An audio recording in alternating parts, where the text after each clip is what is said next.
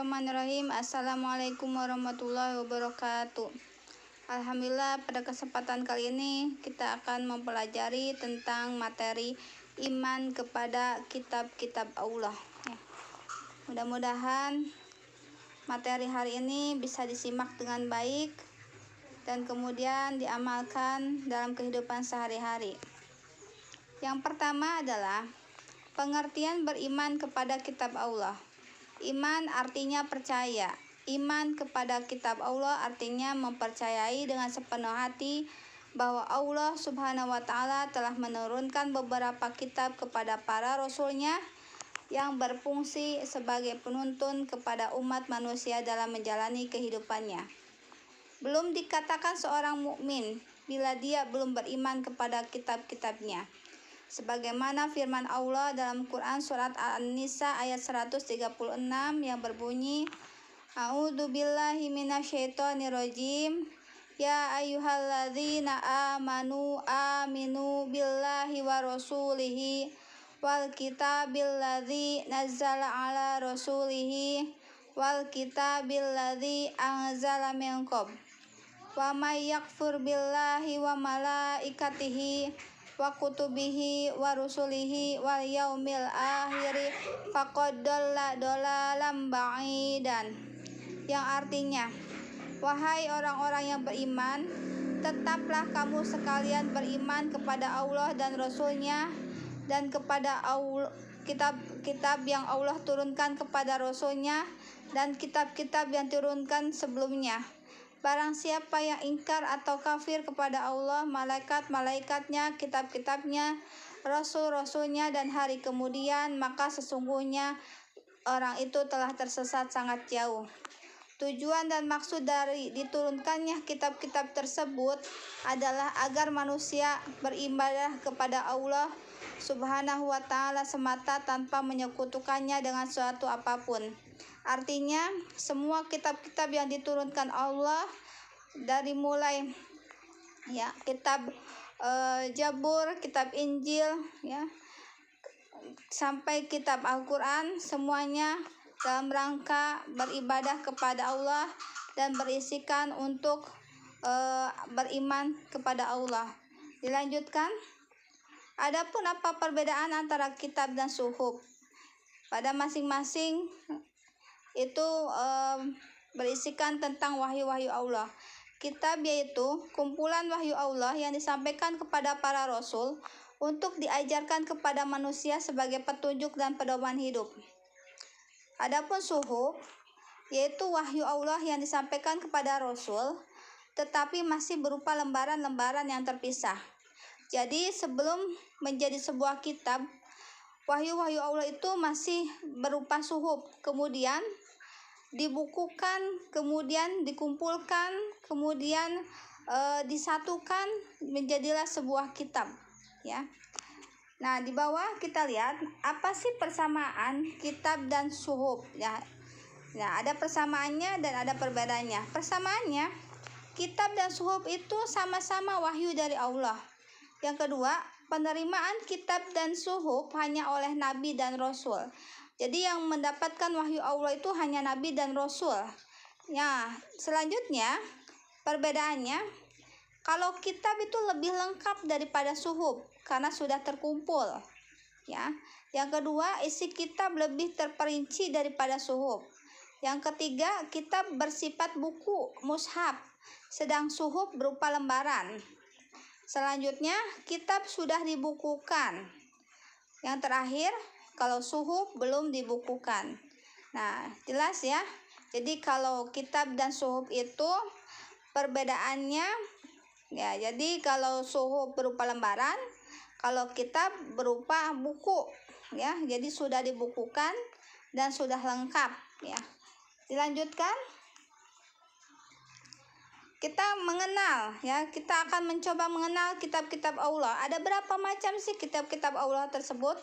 Kitab-kitab Allah itu ada 4. Yang pertama kitab Taurat, yang kedua kitab Zabur, yang ketiga kitab Injil, dan yang terakhir adalah kitab Al-Quran. Kitab Taurat itu diwahyukan kepada Nabi Musa alaihissalam pada abad ke-12 sebelum Masehi. Nama Taurat berarti hukum atau syariat. Pada saat itu Nabi Musa diutus oleh Allah Subhanahu wa taala untuk berdakwah kepada bangsa Bani Israel.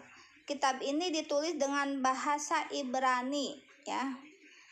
Yang kedua adalah kitab Zabur. Kitab Zabur diturunkan oleh Allah Subhanahu wa taala kepada Nabi Daud, ya, untuk bangsa Bani Israel atau umat Yahudi. Kitab ini diturunkan pada abad 10 sebelum Masehi di daerah Yerusalem. Adapun kitab ini ditulis dengan bahasa Kipti, ya. Yang ketiga, kitab Injil. Kitab Injil diturunkan kepada Nabi Isa alaihissalam pada permulaan abad ke-1 Masehi, ya.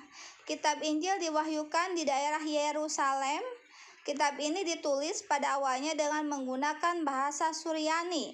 Kitab ini menjadi pedoman bagi kaum Nabi Isa alaihissalam, yakni kaum Nasrani.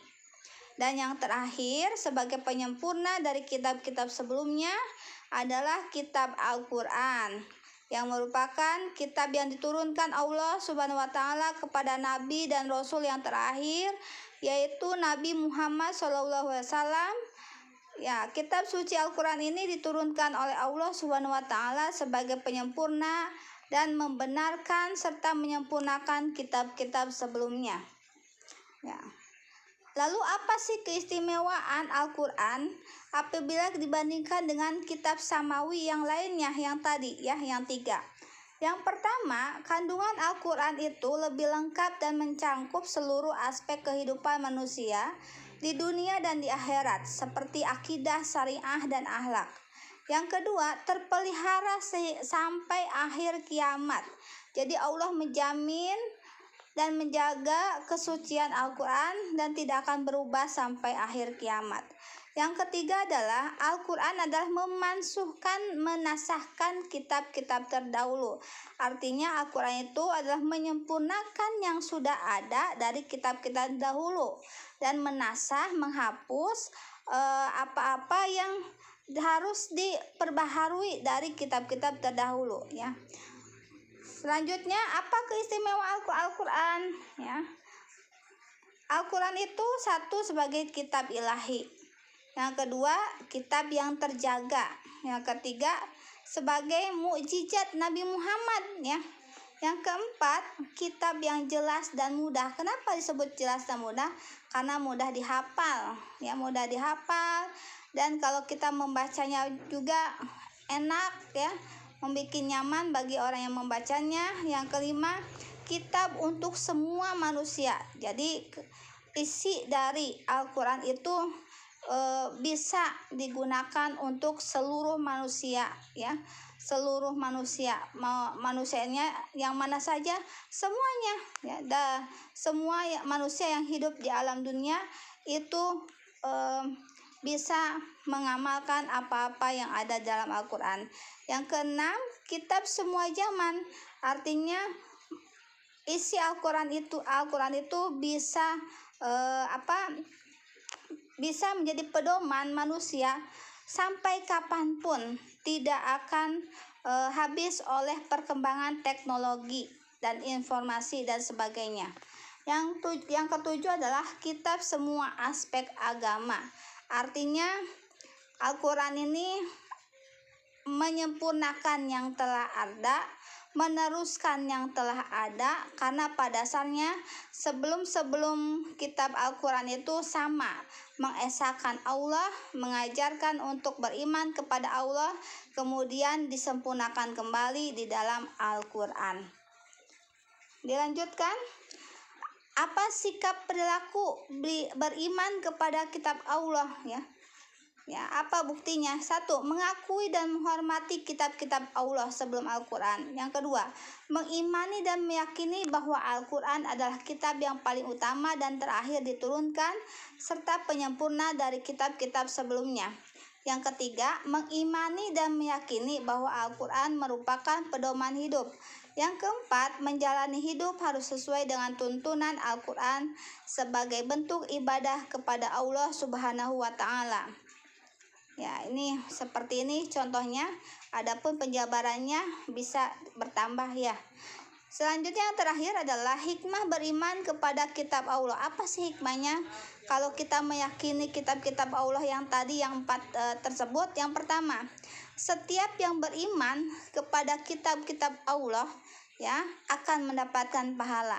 Yang kedua, orang yang beriman kepada kitab-kitab Allah tentunya akan menjadikan Al-Quran sebagai pedoman hidup dan membuktikan keimanannya tersebut dengan amal soleh, sehingga ia akan mendapatkan banyak kebaikan dunia dan akhirat ya. Alhamdulillah, materi hari ini telah selesai. Semoga bisa diaplikasikan dalam kehidupan sehari-hari, dan mudah-mudahan kita semakin meyakini dan mengimani adanya kitab-kitab Allah yang 4 tersebut ya. Akhirul kalam, kita tutup dengan doa. Wassalamualaikum warahmatullahi wabarakatuh.